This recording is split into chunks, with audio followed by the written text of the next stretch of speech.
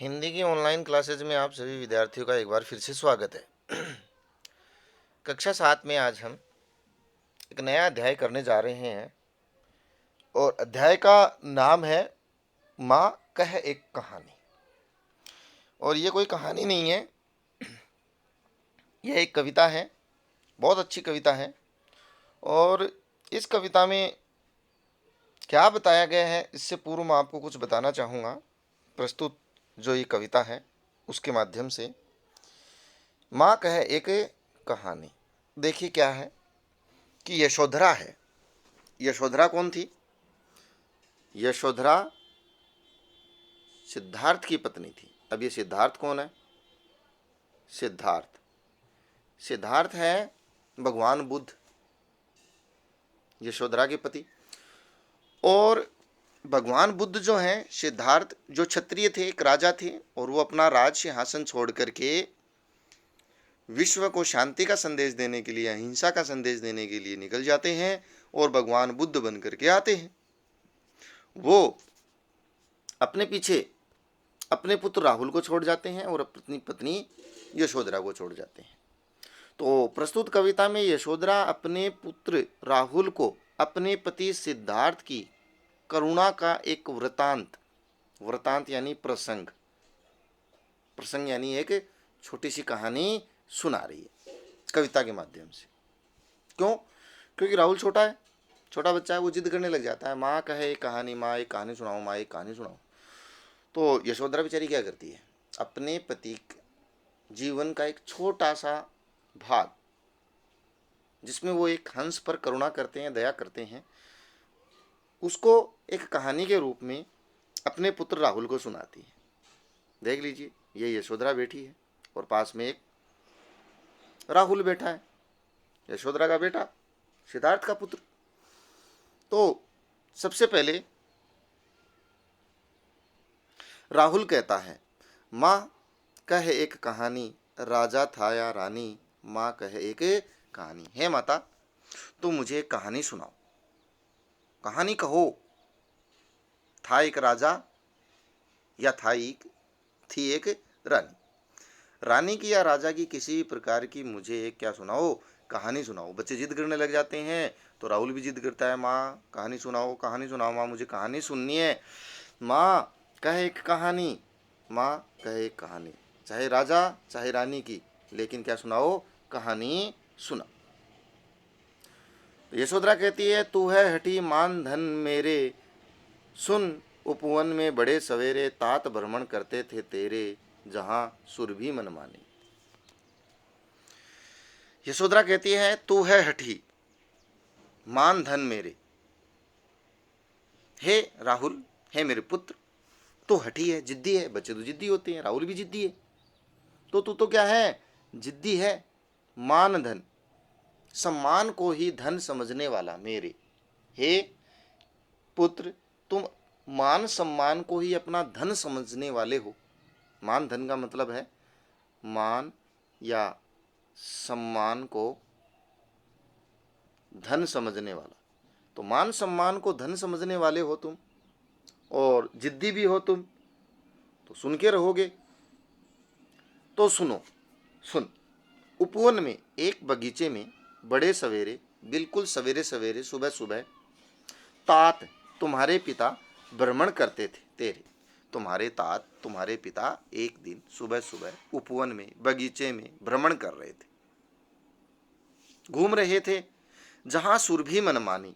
जहां सुरभि, सुरभि कहते हैं सुगंध को, सुगंध, ठीक। मात्रा छोटी आ जाए सुरभि में तो सुगंध, और बड़ी आ जाए तो गाय। मात्रा अगर ये आ जाए सुरभि, भी बड़ी, तो होता है गाय, और मात्रा छोटी आ जाए तो होता है सुगंध। तो तू है हठी, तू तो जिद्दी है। मान धन, मान को ही, सम्मान को ही अपनी पूंजी समझने वाला है।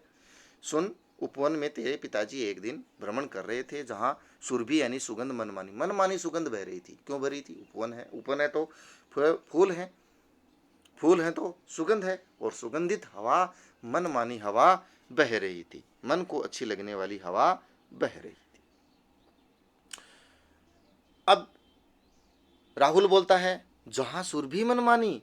हाँ माँ, यही कहानी।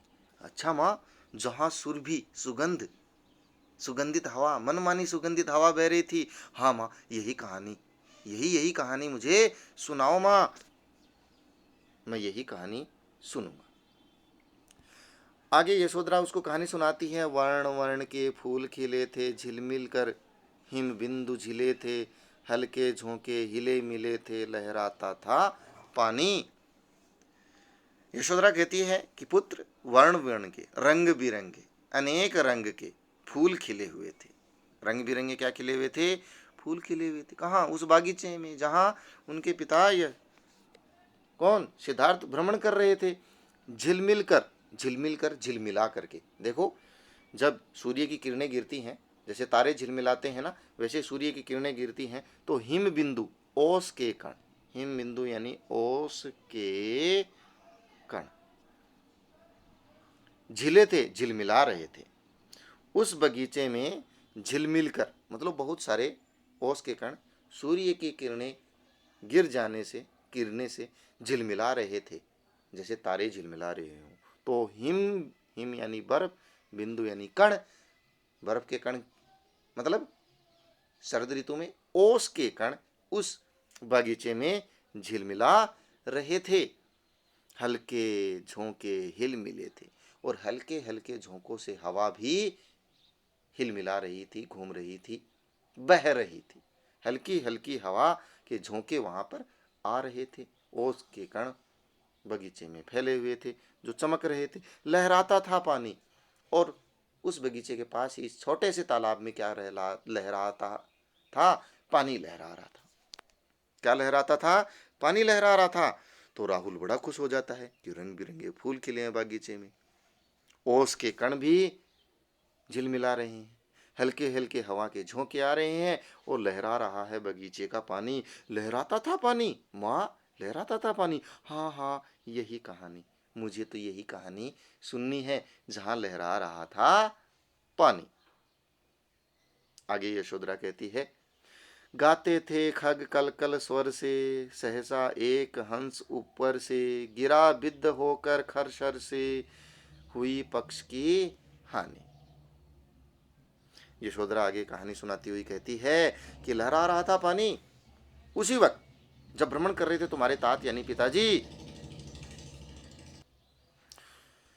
तो गाते थे खग, वहां पर खग यानी पक्षी गा रहे थे कल कल स्वर से, कल कल स्वर से पक्षी उस बगीचे में अपना गीत मानो गा रहे थे। सहसा अचानक एक हंस ऊपर से, आसमान से एक हंस गिरा, गिर जाता है, आकर गिरता है बिद्ध होकर के, बिद्ध यानी घायल होकर के, जिसको मानो बिंद दिया हो, बिंदना मतलब तीर से घाव कर दिया हो।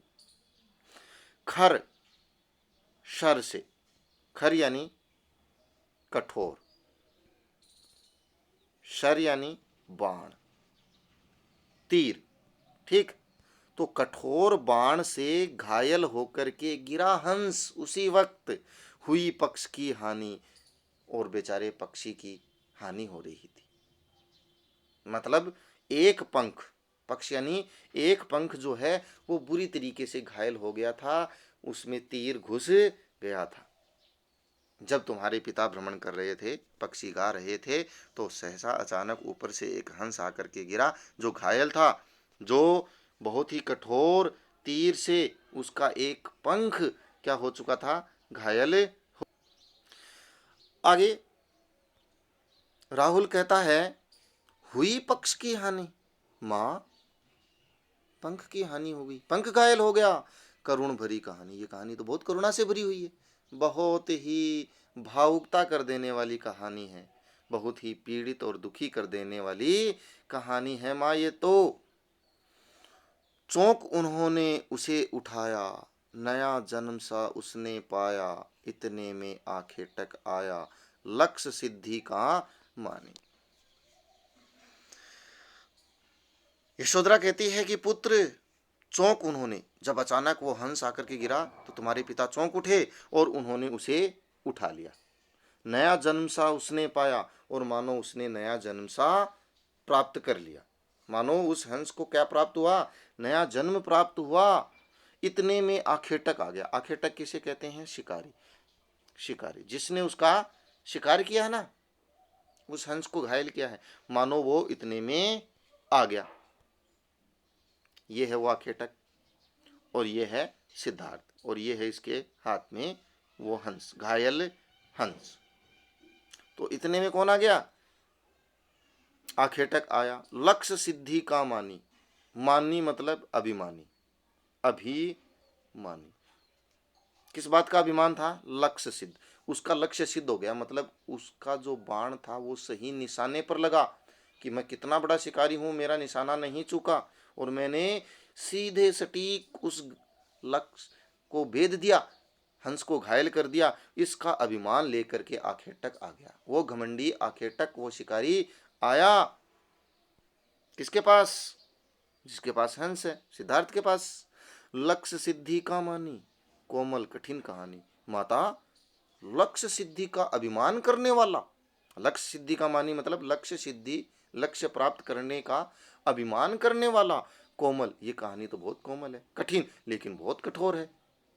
एक तरफ दया के प्रतीक सिद्धार्थ हैं और एक तरफ कठोर इंसान, निर्दयी इंसान है। ये कहानी तो कठोरता की और निर्दयता की कहानी है। फिर यशोधरा कहती है, मांगा उसने आहत पक्षी, तेरे तात किंतु थे रक्षी। तब उसने जो था खग बक्षी, हट करने की ठानी। उसके बाद मांगा उसने, किसने, उस शिकारी ने मांगा। मांगा उसने आहत पक्षी, आहत मतलब घायल। वो घायल पक्षी उस शिकारी ने मांगा कि मेरा पक्षी दो, मैंने इसे मारा है। लेकिन तेरे तात, तुम्हारे जो पिता थे वो थे रक्षी, वो तो रक्षक थे। रक्षी मतलब रक्षक, रक्षा करने वाले, हमेशा घायल की रक्षा करने वाले, शरणागत की रक्षा करने वाले हैं। उन्होंने नहीं दिया। तब उसने, जो था खग भक्षी, जो पक्षियों को मारकर खाने वाला, भक्षण करने वाला मतलब खाने वाला शिकारी था, हट करने की ठानी, हट कर लिया, जिद कर ली कि ये पक्षी मैं लूंगा। और सिद्धार्थ बोला, नहीं, ये पक्षी मैं बचाया हूं, मैं रक्षक हूं इसका, मैंने रक्षा करनी है, इसको मैं रक्षा करूंगा। और वो कह रहा है कि नहीं, ये पक्षी मेरा है, मैंने शिकार किया, इसको मुझे दो। और दोनों में क्या हो गई, जिद हो गई, हट हो गया कि ये मुझे चाहिए, ये मुझे चाहिए। हट करने की ठानी। राहुल कहता है, राहुल कौन है, सिद्धार्थ का पुत्र। हट करने की ठानी, बढ़, अब बढ़ चली कहानी। मां, अब ये कहानी तो आगे बढ़ चली है। अब ये कहानी कितनी आगे बढ़ चली है, क्या होगा, क्या ये पक्षी उस शिकारी को मिलेगा, क्या ये पक्षी सिद्धार्थ को मिलेगा। ये विवाद जो उठा है निर्दयी और दयालु के बीच, उनमें विजय किसी की होगी, ये कहा, ये इस हम कविता के अगले पार्ट में पढ़ेंगे। 2 पार्ट कर लेते हैं इस कविता के, दूसरे पार्ट में हम क्वेश्चन आंसर भी करेंगे, ठीक है। तो मैं समझता हूं कविता का इतना पार्ट आपको समझ में आ गया होगा कि राहुल किस प्रकार से और यशोधरा किस प्रकार से अपने पुत्र राहुल को समझा रही है। करुणा से भरी हुई कहानी जो किसकी है, सिद्धार्थ की है, जो भगवान बुद्ध के रूप में जाने जाते हैं, शाक्य वंश के। तो आज के वीडियो में बस इतना ही। मिलते हैं नए आकर्षक वीडियो के साथ, इस कविता का अगला पार्ट लेकर के, जिसमें हम प्रश्नोत्तर भी करेंगे। तब तक के लिए बहुत बहुत धन्यवाद।